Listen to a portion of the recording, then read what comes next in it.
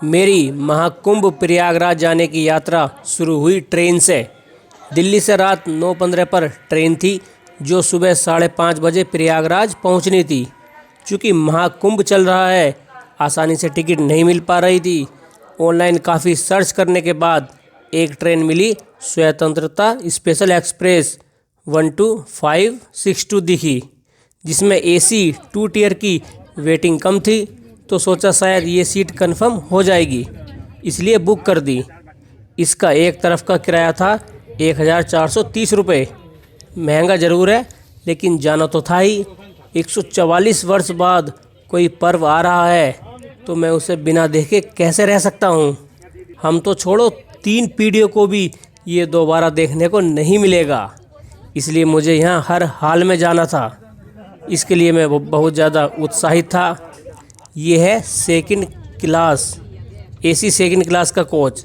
इस क्लास में मैं पहली बार यात्रा कर रहा हूँ। मैंने पर्दे बंद किए, ऊपर देखा तो एक छोटी सी लाइट दिखाई दी। उसको ऑन किया, लेकिन फ़िलहाल पढ़ने को मेरे पास कुछ नहीं था किताब यहाँ पर अभी के लिए। तो लाइट बंद करके लेटकर बाहर का व्यू देखने लगा। ट्रेन धीरे धीरे चलना शुरू हुई और कुछ ही सेकंडों में रफ्तार पकड़ ली। दिल्ली से निकली ये ट्रेन बीच में सिर्फ 2 स्टेशनों पर रुकती है, अलीगढ़ और कानपुर सेंट्रल। इसके बाद सीधा प्रयागराज। कुल मिलाकर ये 636 किलोमीटर का सफ़र तय करती है। रात का समय था, मुझे भूख लग रही थी, पर करता क्या, बीच में ट्रेन रुक नहीं रही थी कहीं भी। मतलब बीच के स्टेशन जहाँ रुकती थी वहाँ मैंने नीचे उतरकर कुछ नहीं लिया। इतनी रात को बाहर मिलता भी क्या।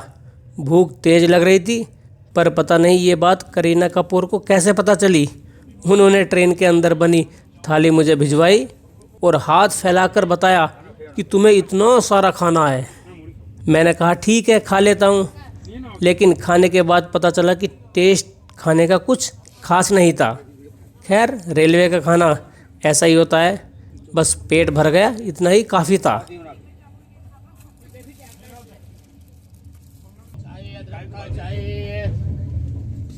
चाहिए अदरक वाला चाहिए।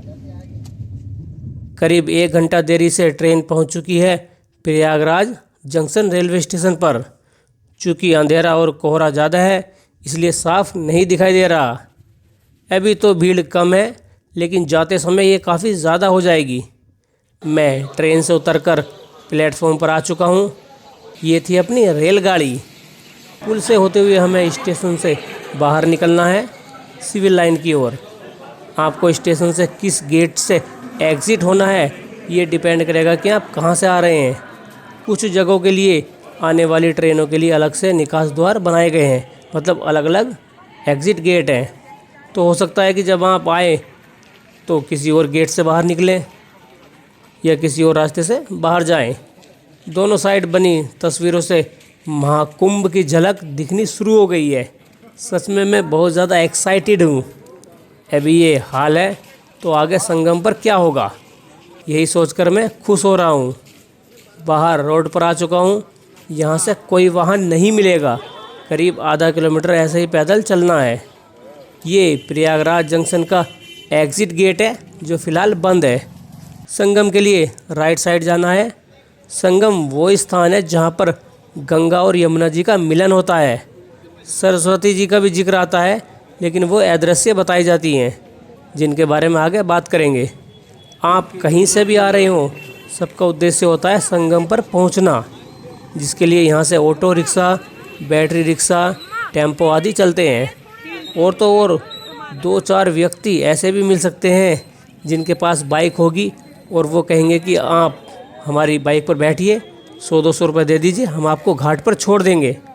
देखिए, अमृत स्नान के दिन कोई भी वाहन हो, वो डायरेक्ट संगम घाट तक नहीं जाता। अगर यहाँ कोई बता रहा है कि हम आपको संगम लेकर चलेंगे डायरेक्ट, तो उसका यकीन ना करें। ज़्यादातर ऑटो वाले पहले ही कह देते हैं कि हम एक फ़िक्स लोकेशन तक लेकर जाएंगे, उसके बाद आपको पैदल ही जाना होगा। ये अच्छी बात है कि वाहन चालक लोग सच बोलकर पहले ही सूचित कर देते हैं। यहाँ से चुंगी तक के 30 से 50 रुपये शेयरिंग में लगते हैं। कुछ देर बाद मैं टेम्पो में बैठ गया, जिसका शेयरिंग में 30 रुपये प्रति व्यक्ति किराया था। कुछ लोग पैदल भी जा रहे हैं, लेकिन अगर आपको कम चलना है तो जहाँ तक वाहन जाते हैं वहाँ तक वाहन से ही जाएं, क्योंकि आगे काफ़ी दूर तक पैदल ही चलना है। मार्ग से गुजरते हुए कई चौराहे आएंगे और जो है इनके बीच बीच में चौराहे में प्रतीक चिन्ह लगाए गए हैं।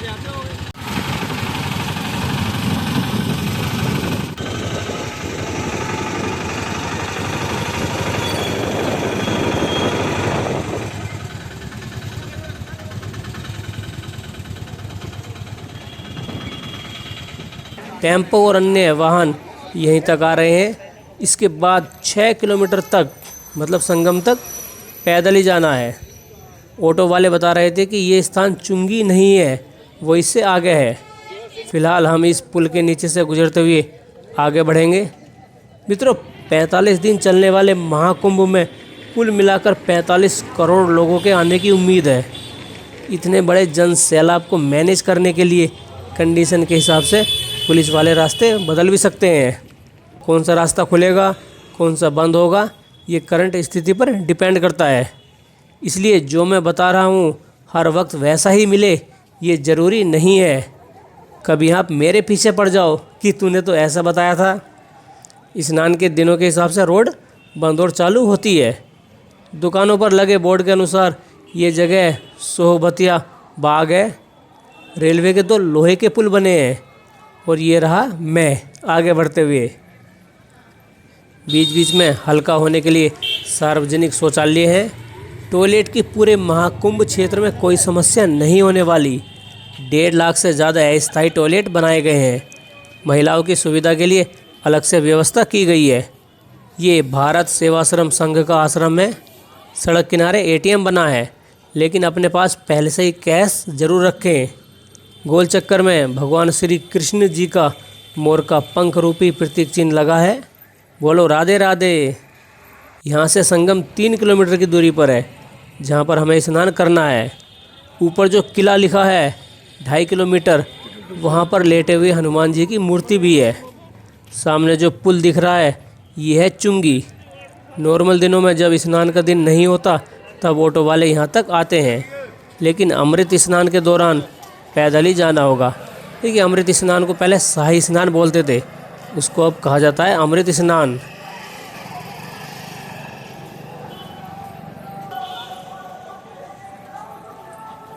यहाँ 2 रास्ते मिल रहे हैं। लेफ़्ट साइड से भी श्रद्धालु आ रहे हैं। जैसे कि मैंने पहले बताया कि कुछ मुख्य शहरों से आने वाले यात्रियों के लिए अलग अलग रास्ते दिए गए हैं, जिससे संख्या को सही से मैनेज किया जा सके। प्रयागराज का भव्य कुंभ, दिव्य कुंभ 4000 हेक्टेयर में फैला है, जिसमें 25 सेक्टर हैं। इसकी विशालता का अंदाज़ा आप इसी बात से लगा लीजिए कि इसको उत्तर प्रदेश का अस्थायी 76वां जिला घोषित किया गया है। चूँकि ये एरिया बहुत बड़ा है, लेकिन चाहे तो यहाँ से मेला क्षेत्र की शुरुआत मान सकते हैं। प्रयागराज महाकुंभ 2025 लिखा हुआ है। ये इस साइड से पहला गेट है। ऐसे ही अनेकों गेट आगे बने हुए हैं। ये मीडिया सेंटर है। न्यूज़ चैनल वाले यहाँ पर अपना काम करते हैं। इसके अंदर काफ़ी सारे कंप्यूटर हैं, जिस पर एडिट वगैरह शायद किया जाता होगा। आगे काफ़ी सारे चैनल्स की गाड़ियाँ मिलेंगी। ये कितना सुंदर बनाया गया है। अभी तो मेला क्षेत्र शुरू हुआ है, आगे और भी बहुत कुछ है। स्नान पर्व की तारीख लिखी है 13 जनवरी। पौष पूर्णिमा के दिन करीब 1.5 करोड़ लोगों ने स्नान किया था। 14 जनवरी मकर संक्रांति के दिन ये संख्या लगभग 3.5 करोड़ प्लस पहुंच गई थी। 29 जनवरी आज जो स्नान है उसमें करीब 10 करोड़ श्रद्धालु स्नान करने के लिए आ रहे हैं। सोचो 10 करोड़, ये इतनी ज़्यादा संख्या है कि हैरानी होती है कि इतनी बड़ी संख्या में एक स्थान पर इतने सारे लोग जमा हो सकते हैं, वो भी आराम से, मतलब बिना किसी दिक्कत के, क्योंकि व्यवस्था बहुत अच्छे से की गई है। गजब का मैनेजमेंट है, हर चीज़ व्यवस्थित और सही ढंग से बनाई गई है। सच में सरकार ने कमाल का कार्य किया है। ऐसा सिर्फ मैं ही नहीं कह रहा, बल्कि पूरा देश तारीफ़ कर रहा है। साथ ही विदेशों से आए लोगों को भी महाकुंभ बहुत अच्छा लग रहा है। देखिए, पक्ष विपक्ष की बात नहीं है कि ये उस पक्ष में बोल रहा है या विपक्ष में बोल रहा है, ये उसकी कोई बात नहीं है। जो अच्छा कार्य सामने दिख रहा है मैं वो बता रहा हूँ। इसके लिए सरकार, पुलिस, सफाई कर्मी और जो भी लोग इस मैनेजमेंट में लगे हुए हैं वो सब धन्यवाद के पात्र हैं। जात पात भूलकर सब लोग आ रहे हैं और सनातन परंपरा का खुले दिल से स्वागत कर रहे हैं। अगर आप अभी तक यहाँ नहीं आए हैं तो किसका इंतज़ार कर रहे हैं? कोई साथ आए या ना आए, आप अकेले ही चले आइए। मैं खुद अकेला गया था। यहाँ आकर इतने विराट, विशाल और भव्य दिव्य महाकुंभ के इतिहास का हिस्सा बनिए, क्योंकि अगर आप 26 फरवरी तक नहीं आए तो फिर अगली बार ये मौका 144 वर्षों बाद यानी कि 2169 में आएगा, जिससे हम में से कोई भी जो इस समय धरती पर है, दुनिया में है इंसान, वो कोई भी नहीं देख पाएगा। जो पोते और पोतियाँ होंगी वो भी इस अवसर को नहीं देख पाएंगी, इस मौके को। इसलिए समय रहते आ जाइए ताकि फिर पछताना ना पड़े। देखिए तो सही कि जिसकी लोग इतनी तारीफ़ कर रहे हैं, 45 करोड़ लोग भाई मायने रखते हैं 45 दिनों में। यहाँ पर वो सब आएंगे और अभी तक 16 दिनों में 13 करोड़ लोग तो स्नान कर भी चुके हैं। तो गज़ब का नज़ारा होता है। 29 जनवरी के बाद महास्नान 3 फरवरी बसंत पंचमी को है, उसके बाद 12 फरवरी माघी पूर्णिमा को और लास्ट अमृत स्नान 26 फरवरी महाशिवरात्रि के दिन होगा। जगह जगह पर पीने के पानी के लिए वाटर ATM लगाए गए हैं। यहाँ से नाग वासुकी मंदिर 2 किलोमीटर और लेटे हनुमान जी का मंदिर आधा किलोमीटर है। साइड में पार्किंग बनी है, लेकिन कोशिश करें कि ट्रेन से आए, क्योंकि पार्किंग तक पहुँचने का रास्ता कब ब्लॉक हो जाए पता नहीं, या पार्किंग कब मिलेगी कब नहीं मिलेगी ये कहना थोड़ा मुश्किल है। हो सकता है कि आप पार्किंग ढूंढते ही रह जाओ, इसलिए ट्रेन ठीक है। नॉर्मल दिनों में तो अपनी कार या बाइक वगैरह से आ सकते हैं, तब ज़्यादा ट्रैफिक नहीं होता। लेकिन जिस दिन स्नान होता है उस टाइम समस्या हो सकती है पार्किंग की। मतलब वैसे इतनी समस्या नहीं होगी, लेकिन फिर भी ट्रेन से आना बेहतर रहेगा।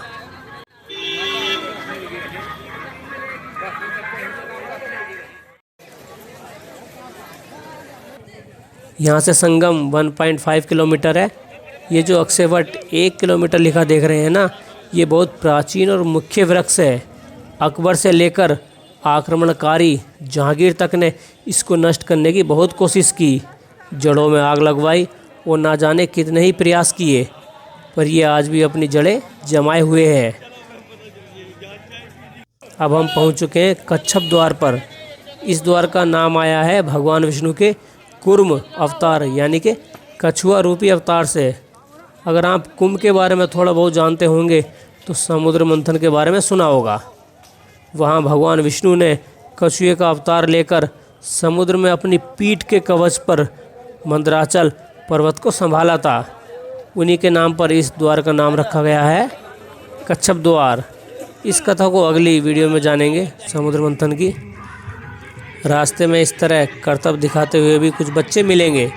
रस्सी पर इनका संतुलन आश्चर्य करने वाला है। कच्छप के बाद ये नंदी द्वार है।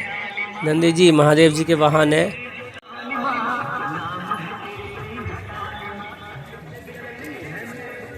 महाकुंभ न्यूज़ को कवर करती ये मीडिया की गाड़ियां हैं, जिनमें टाइम्स नाउ न भारत है, आगे इंडिया टीवी और इंडिया टुडे ग्रुप के आज तक चैनल की वैन है।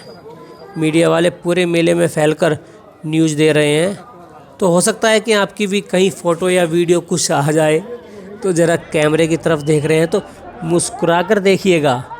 कुछ लोग तो कैमरे के सामने बिल्कुल डट कर खड़े हो जाते हैं कि भाई हमारा भी कुछ वीडियो बना लो यार, हम भी टीवी पर आ जाएंगे। इनके अलावा कई न्यूज़ चैनल वाले लोगों से मेले के बारे में सवाल भी पूछते हैं, तो वहाँ जाकर भी टीवी पर आ सकते हैं। कैमरा दिख रहा हो तो।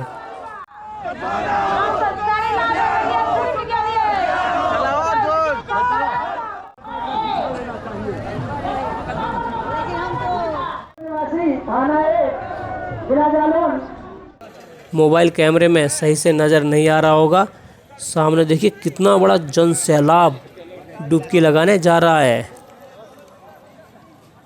रास्ते पर श्रद्धालुओं को आसानी से चलने के लिए धूल मिट्टी ना उड़े, इसके लिए बालू पर लोहे की चादर बिछाई गई है। इस समय हम सेक्टर 4 में चल रहे हैं। लेफ्ट में जगदीश पांटून पुल है।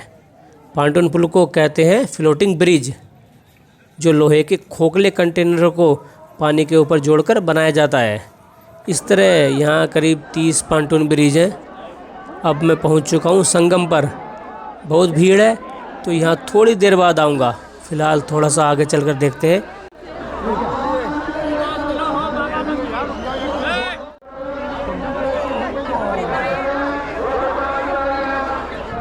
पीछे के मुकाबले यहाँ थोड़ी सी भीड़ कम है। किनारों पर रेत भरे हुए कट्टे लगाए गए हैं। कट्टे वो बंदूक वाले नहीं, हमारी देसी भाषा में बोलते हैं कट्टा। मतलब ये जो है घाट किनारे, घाट नहीं मतलब गंगा किनारे, यमुना किनारे ये जो बनाए गए हैं, इनमें रेत भरा गया है कट्टों में, और ये यहाँ पर लगाए गए हैं ताकि पानी ना कटे या फिर श्रद्धालुओं को परेशानी ना हो। इससे थोड़ा सा आगे पक्का घाट बना है। यहाँ नाव तो लगी है, पर यहाँ से आप इन पर सवार नहीं हो सकते। इसके लिए फ़िलहाल नदी पार करके दूसरी तरफ अरल घाट पर जाना होगा, अरल साइड, जिसको हम अगली वीडियो में दिखाएंगे। ये जो रेड बॉक्स में दिखाई दे रहे हैं, यहीं तक जाकर स्नान कर सकते हैं। सुरक्षा की दृष्टि से इससे आगे जाने की अनुमति नहीं है। चलिए वापस संगम पर चलते हैं, जहाँ मैं स्नान करूँगा।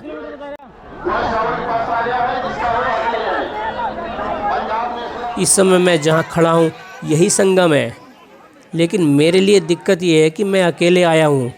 मुझे नहाने के लिए अपना बैग, कपड़े, मोबाइल और पर्स वगैरह सब यहीं छोड़ने होंगे। थोड़ा सा डर है कि कहीं ये सब चीज़ें गुम ना हो जाए, ये इनमें से कुछ चीज़ इधर उधर ना मिले, या मतलब मिले ही ना, क्योंकि भीड़ बहुत ज़्यादा है। सामान रखने को तो छोड़ो, पैर रखने की भी जगह ठीक से नहीं दिखाई दे रही। फिर भी मैंने रिस्क लेकर जैसे तैसे करके सामान यही किनारे पर रखा और संगम में स्नान करने के लिए चला गया। मैं गंगा यमुना के मिलन स्थल संगम में स्नान करके वापस आ चुका हूँ। मैं तो बेकार ही घबरा रहा था कि कहीं मेरा सामान ना चोरी हो जाए, कुछ नुकसान ना हो जाए, पर ऐसा कुछ नहीं हुआ। जैसे मैं चीज़ें छोड़कर गया था सेम वैसे ही मिली, कोई चोरी नुकसान नहीं है। जैसे कि वीडियो में पहले बताया कि गंगा यमुना और सरस्वती नदियों के संगम को त्रिवेणी कहते हैं। प्रयागराज में इन तीनों नदियों का मिलन होता है, जिनमें से दो साफ साफ दिखती हैं, लेकिन तीसरी सरस्वती नदी जी को ज़मीन के अंदर बहते हुए बताया जाता है कि वे धरती के नीचे अदृश्य होकर बहती हैं। अगर आपको वास्तव में सरस्वती जी को प्रवाहित होते हुए देखना है तो बद्रीनाथ से 4 किलोमीटर आगे माड़ा गाँव में जाना होगा। पूरे भारत में केवल वहीं पर उनके दर्शन होते हैं, लेकिन फिर थोड़ी सी आगे जाने पर वो अलकनंदा के साथ मिल जाती हैं और फिर कहीं नहीं दिखाई देती हैं। मैंने सरस्वती नदी के बारे में माड़ा गांव की वीडियो में डिटेल के साथ बात की है। सिक्योरिटी देखिए, फोर्स के जवान ज़मीन पर एक मशीन को टच करते हुए लेकर जा रहे हैं। ये शायद बॉम्ब डिटेक्ट करने वाली कोई मशीन होगी। पूरे प्रयागराज की सिक्योरिटी बहुत गंभीरता से की जा रही है। सुरक्षा के बहुत खास इंतजाम है। बाकी अन्य व्यवस्था भी बहुत अच्छी तरीके से की गई है ताकि श्रद्धालुओं को कोई परेशानी ना हो। और एक बात कि जब श्रद्धालु गंगा यमुना में फूल पत्ती अर्पित करते हैं तो वहीं पर सफाई कर्मचारी के व्यक्ति या जो भी व्यक्ति की ड्यूटी लगाई जाती है, वो एक जाल की मदद से बाहर उनको निकाल देते हैं फूल पत्तियों को, जिससे कि जल में सफाई बनी रहे। स्वच्छता का बहुत खास ध्यान रखा गया है। अगर कोई व्यक्ति या बच्चा या फिर आपके साथ वाला कहीं कोई खो जाता है तो पुलिसकर्मी के पास जाइए, वो आपको वहाँ लेकर जाएंगे जहाँ से आप अनाउंस कर सकते हैं माइक से। तो अब कुंभ महाकुंभ की पहचान वो नहीं रही जो बॉलीवुड की फिल्मों में लापता या खोए हुए अभिनेता से होती थी कि भाई दो हीरो थे, वो जब छोटे थे कुंभ के मेले में गए थे, वहाँ वो बिछड़ गए, फिर मिले बड़े जवान होके फुल पूरे आदमी बन के कुंभ में बिछड़ गए। ऐसा नहीं है। अरे भाई, ये बिछड़ने का नहीं, मिलने का पर्व है।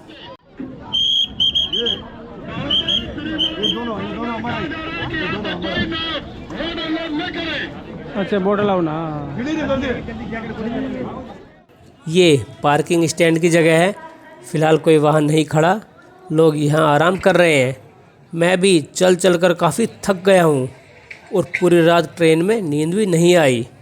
तो मैंने यहाँ पर एक पन्नी बिछाई और उस पर लेटकर थोड़ी देर आराम करने लगा। लेटे हुए अभी थोड़ी सी देर हुई थी कि इतने में मेरे एक मित्र का फ़ोन आया कि मैं मेले क्षेत्र में हनुमान जी के मंदिर के पास खड़ा हूँ, यहाँ आ जा। मैंने कहा कि ठीक है, आ जाता हूँ। ऐसा कहकर पन्नी अपने बैग में रखी और उससे मिलने चल दिया। मित्रों, याद रहे कि यहाँ स्वच्छता का विशेष ध्यान रखना है। कूड़ा करकट कहीं ना फैलाए और प्लास्टिक का यूज अगर करना पड़ रहा है तो इधर उधर ना फेंके, या तो डस्टबिन में डालें या अपने साथ लेकर जाएं। मैंने जो पन्नी बिछाई थी उसको मैं अपने साथ दिल्ली लेकर आया था। अब मैं लेटे हुए हनुमान जी और किले की तरफ जा रहा हूँ, जिसको अगली वीडियो में देखेंगे। इनके अलावा ऐसी और भी जगह दिखाएंगे जहाँ आप स्नान कर सकते हैं, बोट राइड कर सकते हैं और बाकी अन्य जगहों के बारे में भी नेक्स्ट वीडियो में बात करेंगे। तब तक के लिए जय हिंद, हर हर महादेव। सरकार भक्तों से निवेदन है, एक स्थान पर रुके नहीं, चलते फिरते रहे और अपने मोबाइल